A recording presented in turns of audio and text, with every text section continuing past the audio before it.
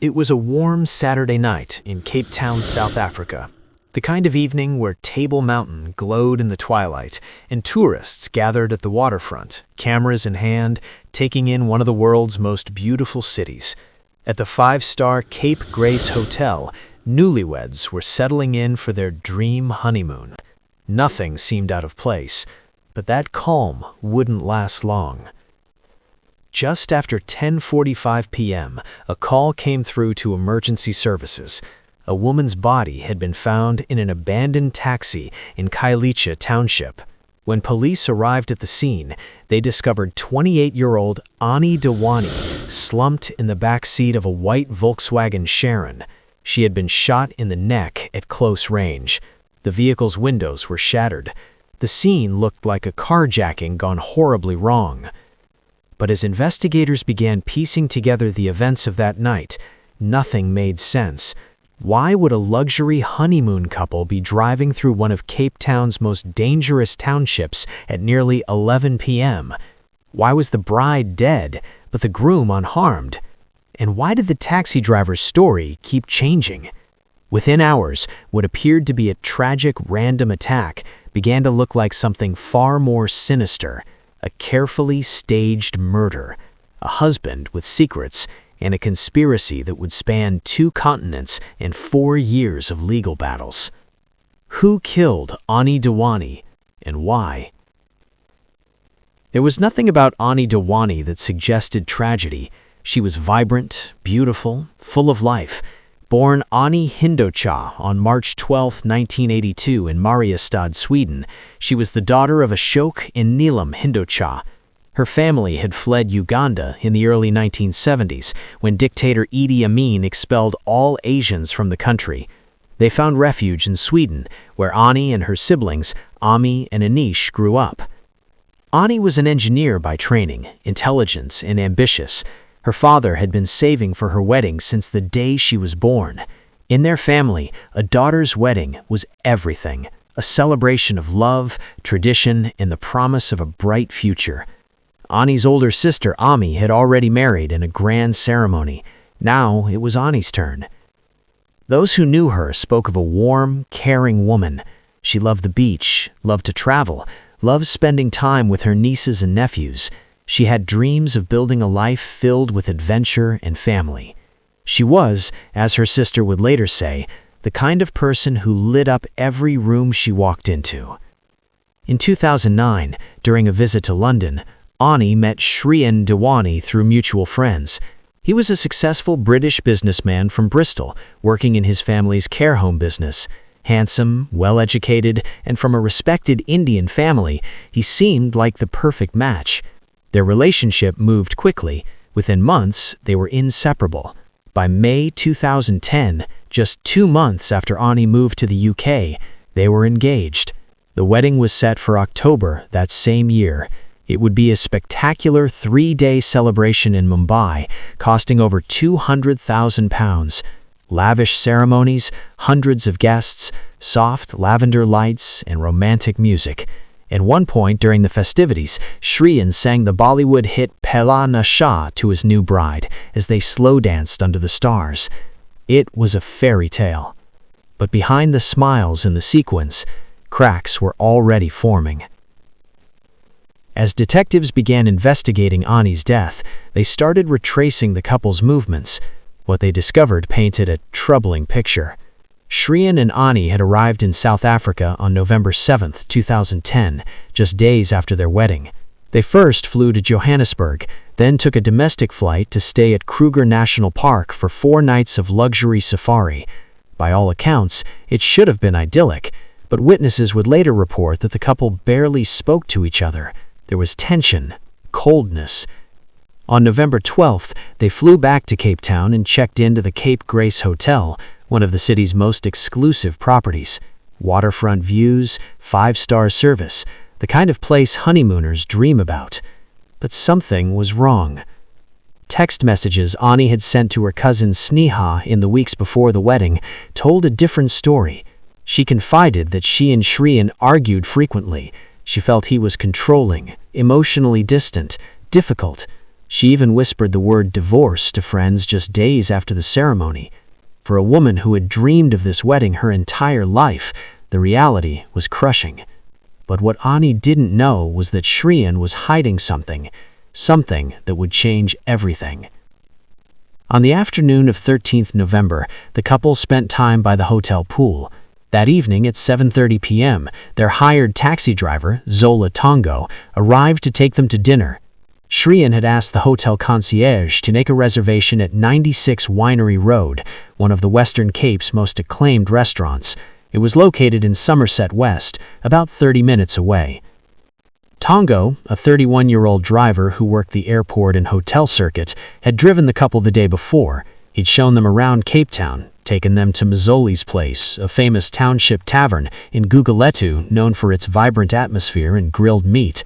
But that was during the day, when it was safe. After dark, tourists didn't go to the townships. Everyone knew that. As they drove toward the restaurant that night, something shifted. Anni and Shrien told Tongo they weren't in the mood for a full meal anymore. Tongo suggested an alternative, the Surfside restaurant in Strand, a coastal resort town with a more casual vibe. It was further away, about 45 minutes southeast of Cape Town. They agreed, and at around 9:15 p.m., Tongo turned off the main highway onto quieter roads that wound through swampy lowlands toward the coast. The Surfside restaurant was nothing like 96 Winery Road. Green carpets, a tacky fish tank, cheap decor. But it had a view of the sea, and after curry and sushi, Shrien and Anni walked along the beach. It was nearly 10:30 p.m. when they got back in the taxi for the drive back to the hotel. That's when things took a dark turn. Tongo didn't head back the way they'd come. Instead, he turned onto the N2 highway and then veered off into Guguletu Township. Shrien would later claim he asked Tongo to take them through the township to see the real Africa. Others would say it was Tongo's idea. The story would change over and over again. At 10:45 p.m., as the minibus slowed at an intersection in Guguletu, two armed men emerged from the darkness. They jumped onto the vehicle. One pointed a gun at Tongo, the other smashed a window. What happened next would be debated in courtrooms for years. According to Shrien's account, the hijackers forced Tongo to drive for almost 45 minutes through the townships while he and Anni huddled in terror in the back seat. At some point, the hijackers forced Tongo out of the vehicle. Then they ejected Shrien, leaving him on the side of the road with his wallet and phone. They drove off with Anni still inside. Shrien claimed he managed to flag down help and immediately reported the hijacking. But by then, it was too late. The next morning, November 14th, Anni's body was discovered in the back of the abandoned Volkswagen Shrien in Khayelitsha. She had been shot once in the neck. Her jewelry and handbag were missing, suggesting a robbery. The windows were shattered. At first glance, it looked like a tourist who had been in the wrong place at the wrong time. But investigators weren't convinced. The story didn't add up. Within days of Anni's murder, South African police made their first arrest. Mziwa Madoda Kwabe, 26, was taken into custody. Then came Ixalile Mingeni, 25, the alleged shooter. Both men lived in Khayelitsha and had criminal records. They quickly confessed. But their confession was strange. They claimed it wasn't supposed to be a murder. It was supposed to be a robbery that went wrong. Then came a third arrest. Monde Mumblombo, a hotel receptionist, admitted he'd been involved in setting up the crime. He said he was the middleman. He'd connected the hijackers with someone who wanted to arrange an attack, but he wouldn't say who. By early December, the investigation took a dramatic turn. Zola Tongo, the taxi driver, was arrested. Under interrogation, he cracked. On 7 December 2010, Tongo appeared in the Western Cape High Court and changed his story completely. He pleaded guilty to murder, but not just any murder. He alleged that the crime had been a murder for hire plot, orchestrated and paid for by Shrien Dewani himself. According to Tongo's confession, Shrien had approached him at Cape Town International Airport on 12 November, the day the couple arrived back from Kruger. Tongo claimed Shrien asked him if he knew anyone who could kill his wife. He said Shrien offered him 15,000 rand, about 1,100 pounds, to arrange the hit. Tongo agreed to set it up. Tongo said he recruited Kwabe and Mngeni, who would stage the carjacking. The plan was simple. Drive through Gugulechu Township after dark. The hijackers would take over the vehicle. Tongo and Shrien would be released unharmed. Anni would be shot. It would look like a random violent crime in one of South Africa's most dangerous areas. The story was explosive. A wealthy British businessman, a new bride, murdered just 2 weeks after their lavish wedding. International headlines erupted overnight. But Tongo's testimony came with a catch. He'd signed a Section 105A plea agreement, a deal that reduced his sentence from 25 years to 18 years in exchange for truthful testimony against Shrien Dewani. The question was, could he be trusted? Mziwa Madoda Kwabe soon followed. Facing life in prison, he too changed his story. In August 2012, he signed his own plea deal, admitting to murder and claiming the attack was premeditated. He was sentenced to 25 years.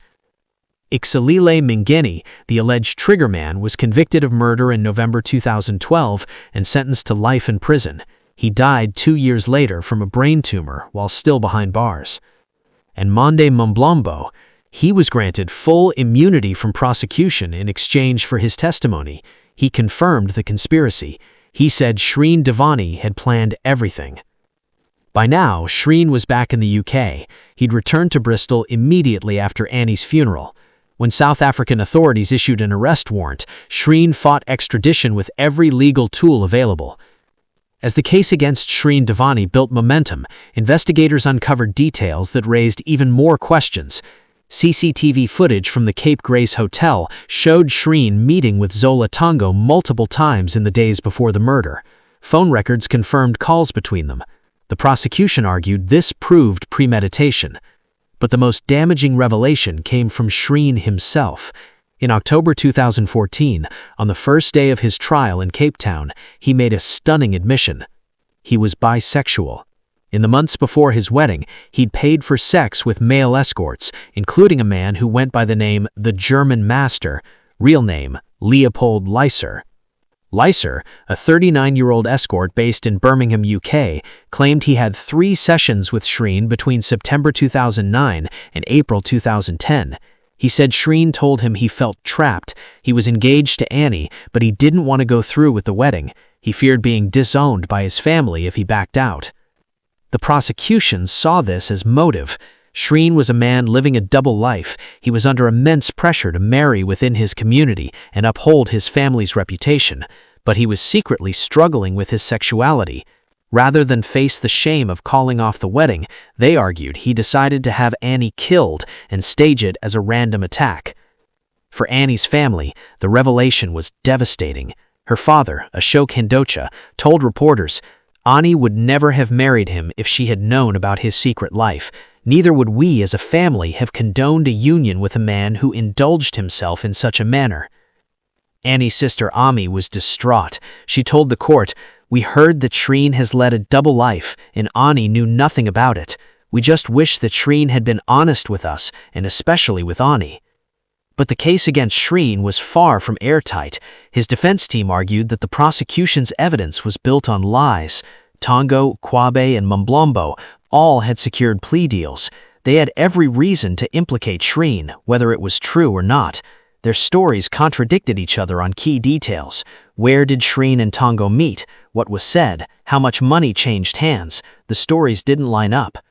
Moreover, there was no forensic evidence tying Shrien to the crime, no financial transactions showing payment, no direct communication arranging the hit, just the word of 3 convicted criminals trying to save themselves. Shrien's defense team pointed to his behavior after the murder. He cooperated with police, he gave statements, he attended Anni's funeral, he returned to the UK openly. If he had orchestrated a murder, would he really have been so visible? And then there was the question of the shot itself. Forensic experts testified that the gun had likely gone off accidentally during a struggle. The angle of the wound, the position of Anni's body, all suggested chaos, not execution. Shrien's defense argued that this was exactly what Tongo, Kwabe, and Mumblombo originally claimed, a robbery that went horribly wrong. But the biggest blow to the prosecution came from Judge Jeanette Traverso herself. On 24 November 2014, after 6 weeks of testimony, Shrien Dewani's defense team made an application under Section 174 of South Africa's Criminal Procedure Act.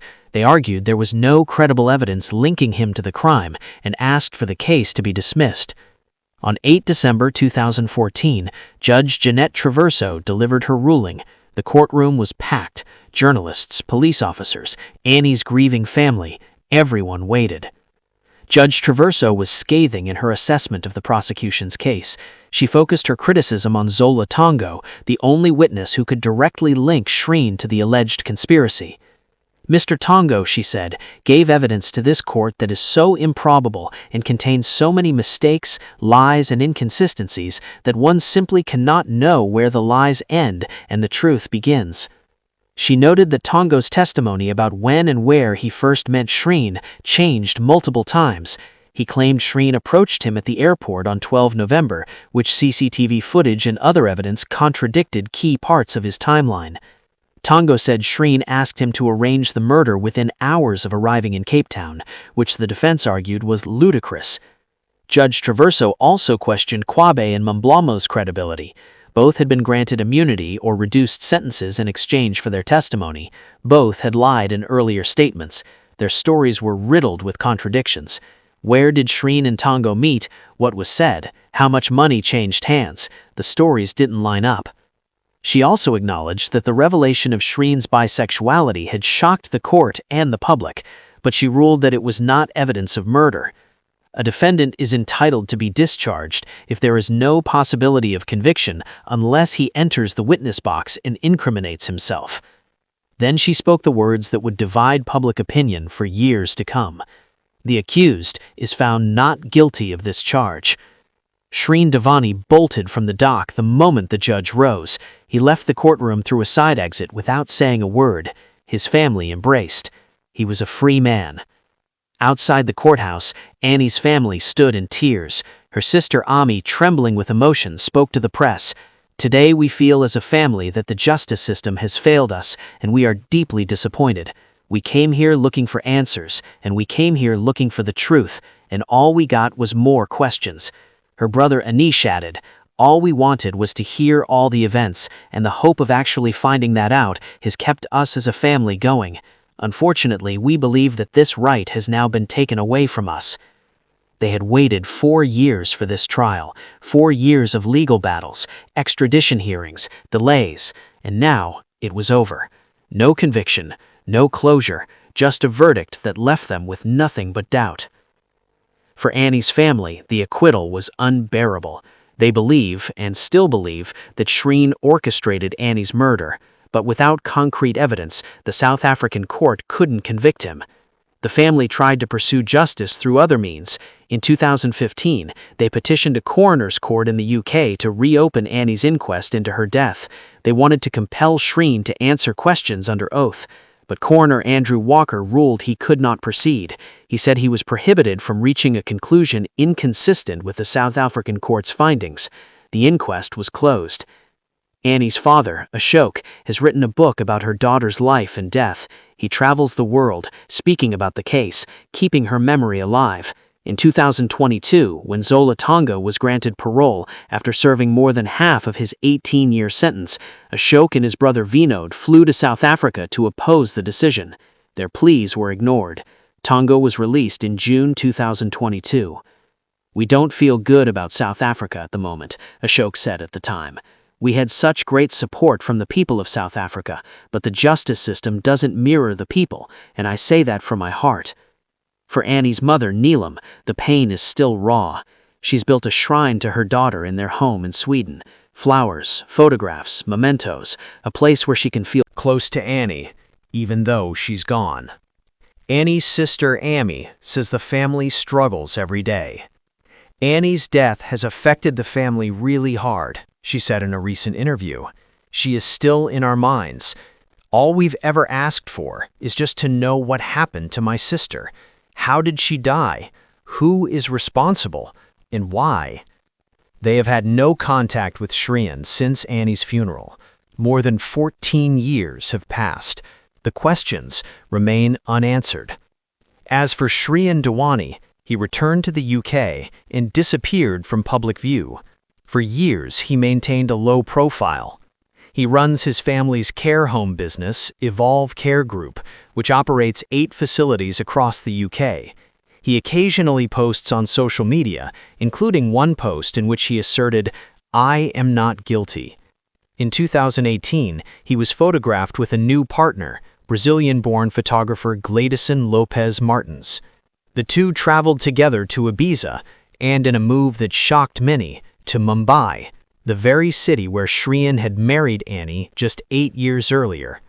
For Anni's family, the sight of Shrien moving on with his life while their daughter lay in a grave in Sweden was almost too much to bear.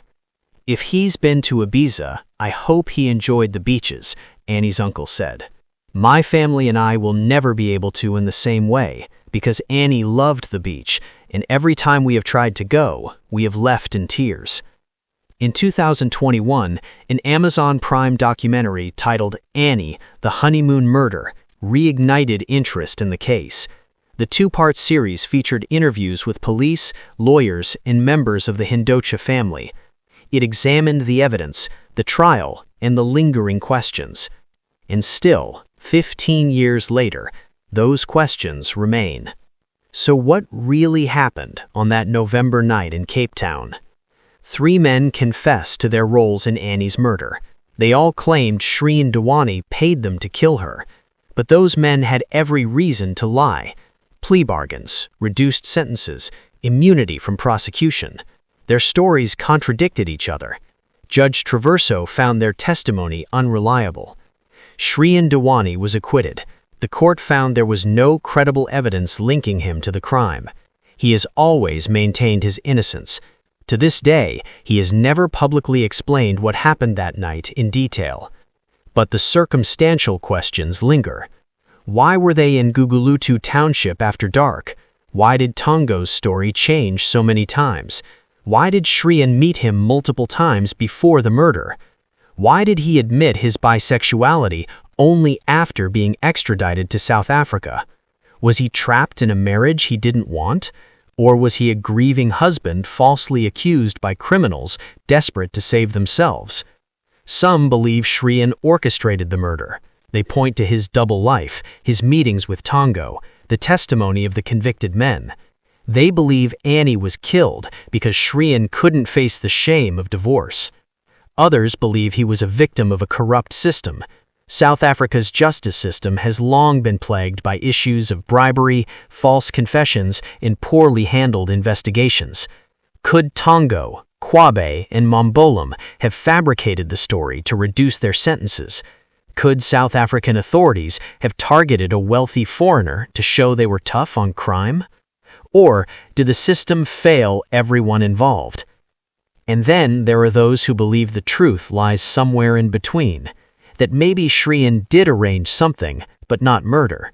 Maybe he wanted to stage a robbery, to claim insurance, or to create a dramatic event that would allow him to back out of the marriage. But the plan spiraled out of control, and Anni was killed. We may never know for certain. What we do know is this. Anni Dewani was 28 years old when she died. She was a daughter, a sister, a friend. She had dreams of a future filled with love, family, and adventure. She deserved honesty. She deserved safety. She deserved justice. Instead, she was shot in the neck in the back of a taxi in a township thousands of miles from home. Her body was found alone in an abandoned car. Her family has spent 15 years searching for answers they may never get. Whether Shrien Dewani arranged her murder, whether the South African criminals lied to save themselves, or whether the system failed everyone involved, one thing is undeniable. Anni Dewani was failed.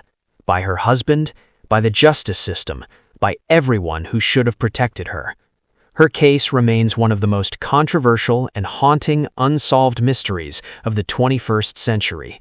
A honeymoon that ended in murder. A trial that ended in acquittal. In a family that will never stop asking, why? Thanks for watching Notorious Killers documentary.